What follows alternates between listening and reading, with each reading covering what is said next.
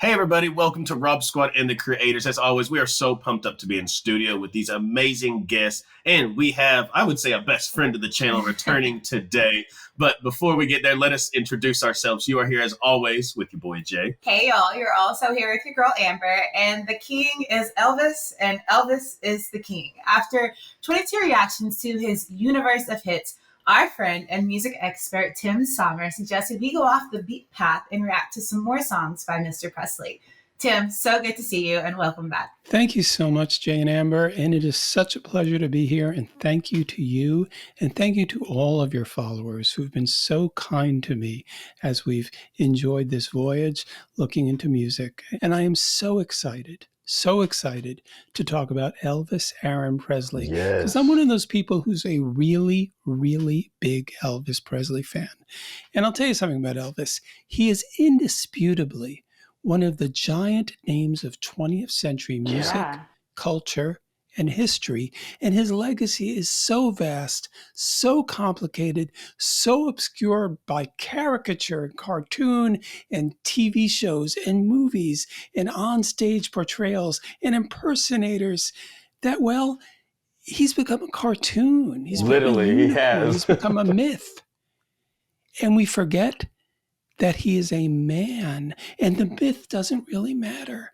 What matters about Elvis Presley is his voice, that incredible voice, and his incredible skills as a performer. And by looking at some of his slightly less famous songs, we get a chance to appreciate that voice and to appreciate his greatest skill.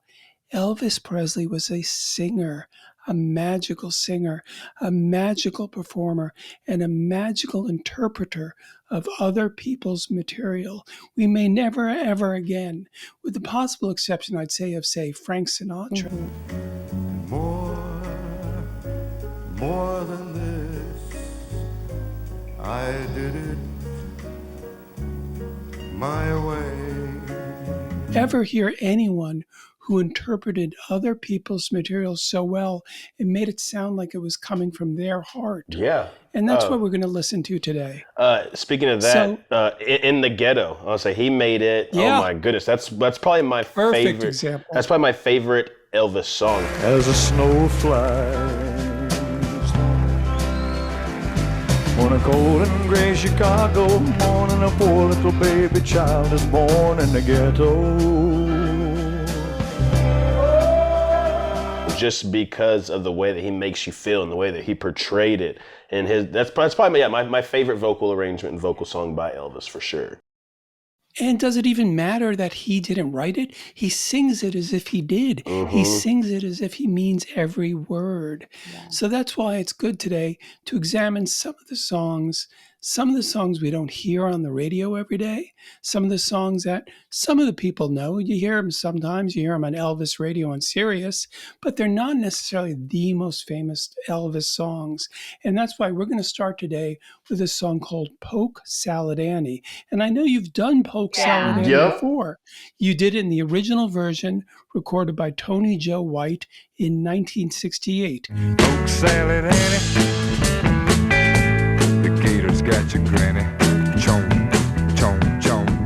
Everybody said it was a shame, 'cause her mama was a licking on ting, ting. 2 years later, Polk Salad Annie became a big feature of Elvis's live performances when he returned to live performance at the International Hotel in Las Vegas, and that's where this version was recorded on August 10th, 1970 at the International Hotel in Las Vegas. Oh, I'm ready to I'm ready to jump right into it. Yeah, the original Polk Salad Annie was really good, but Elvis's take on it definitely has me intrigued. So I'm ready to check it out. Terrific. Guys, make sure y'all like the video, hit subscribe. Let's check out Elvis, Polk Salad Annie.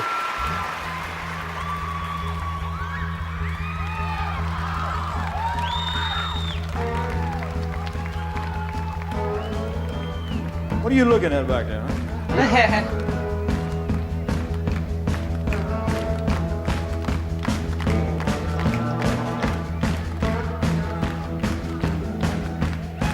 Some of y'all never been down south too much.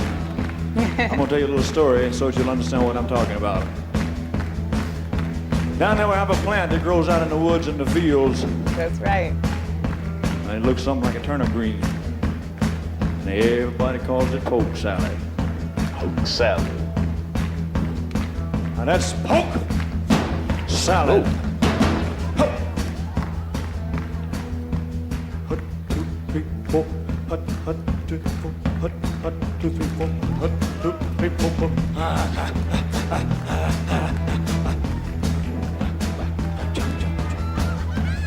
Anyway, I used to know a girl lived down there. She'd go out in the evenings and pick her a mess of it, carry it home and cook it for supper. That's about all they had to eat. But they did all right. Down in Louisiana, where the alligators grow so mean, there lived a girl that I swear to the world made the alligators look tame. Polk Salad Annie. You got your granny. Hey. Everybody said it was a shame, cause her mama was working on the chain gang. A mean, that vicious, straight razor-toting woman. Lord have mercy. Every day before supper time, she'd go down by the truck patch and pick her a mess of polk salad and carry it home in a toast sack. Polk salad, Annie.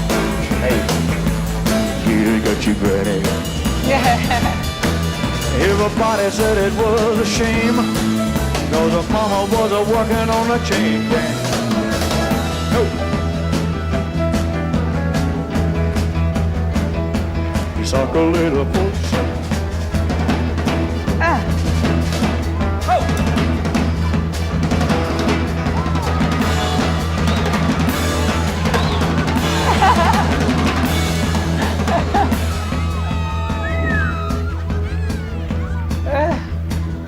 And the thing about Elvis, he's like not only he's a total. Sorry, that last move just did me over. He's a total package. He can sing. He can give you the emotions. Make your heart beat. Oh, yeah. I mean, and the thing is, like, he at the same time he's a showman. He's gonna get up there. He's gonna play. He's gonna play around with you. He's gonna give you a great show. And even whenever he's just ad-libbing the 1, 2, 3, 4. I loved how it started. Yeah, because like even the little things. We got to see like his character in it, and although we've heard this song before, you couldn't convince me that I had heard it before because it sounds like it's his, right? It still sounds extremely like it's got that southern side to it, but with that flair that only Elvis can bring. Yep.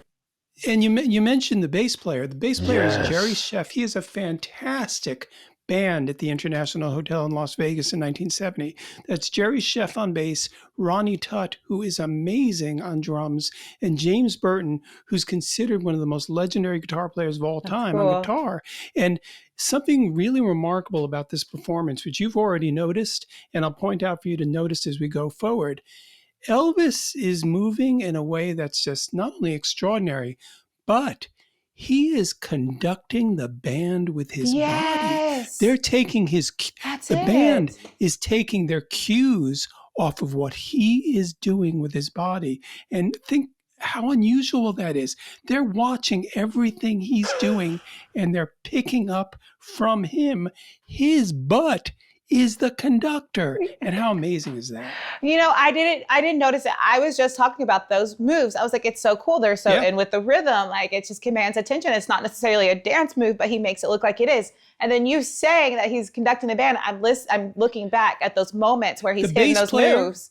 Yeah. That's right. Especially the bass player and the drummer, Ronnie Tutt and Jerry Scheff, are looking at Elvis and letting him direct where the energy is going and where it's rising and falling, and that's amazing. He's the nucleus. That is so cool. Let's get back. We'll finish this off. It's so fun to see Elvis live. Too. I know we do. I think we've done way too many audio tracks for Elvis to be the performer that he is. Honestly, no doubt. Let's get back.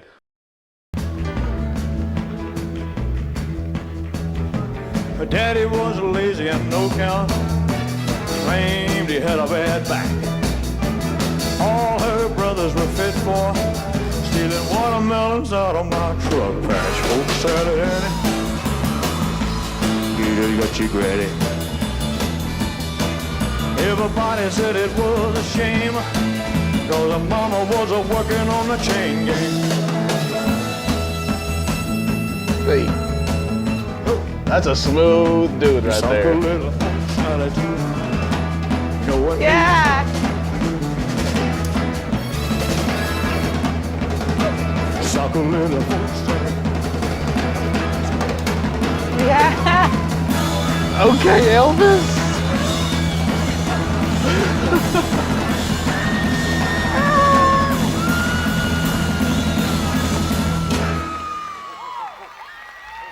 Wow. Wow. Yeah. He just. You're right, you're right. There you go. Simple little Polk Salad Annie.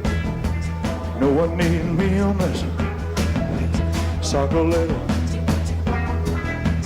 No one need me a mess. The hips. Sock a little. Sock a little.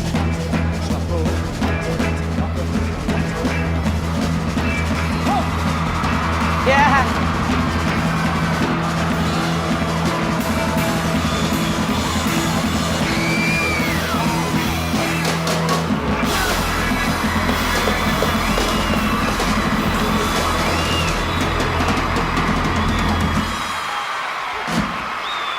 Thank you.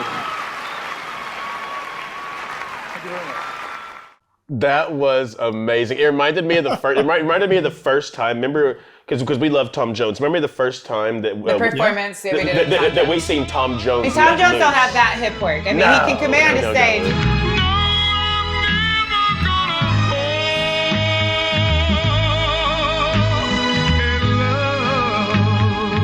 If Tim wouldn't have pointed out the fact that he was controlling, orchestrating the band with his movements, I would have been so lost on the movements, but then kind of seeing him completely let loose when everything turned into that big, bold, beautiful, boisterous sound, and he was just going crazy on stage was so fun to watch. And what did you say? No, you'll find it interesting that Elvis was a fan and influenced by Tom Jones. Yeah. Tom Jones was playing in Vegas about a year before Elvis returned to his live performing.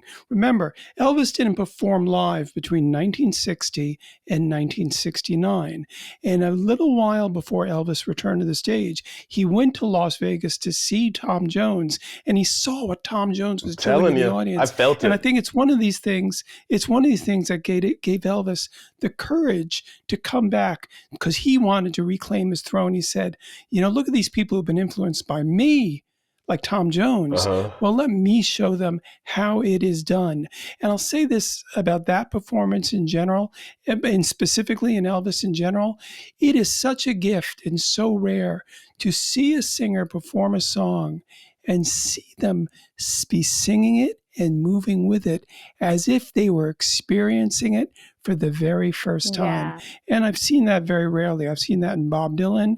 I've seen that in Frank Sinatra. And you see it too with Elvis Presley. That song, it's as if he is making it up on the spot, experiencing it for the first time. What an amazing thing. No, and I'm glad you said it because it did seem like he was kind of making it up on the spot right there. That was so much fun. Thank you for coming with us and diving into some Elvis today. I can't wait for the future videos that we're going to be kind of hanging out together, listening to again. But guys, as we always send you out of here every single day, we love you, we thank you, we appreciate you. And remember, every day that you guys wake up, it is truly a blessing and that you are blessed. And for your new family members, to hit that subscribe button down below.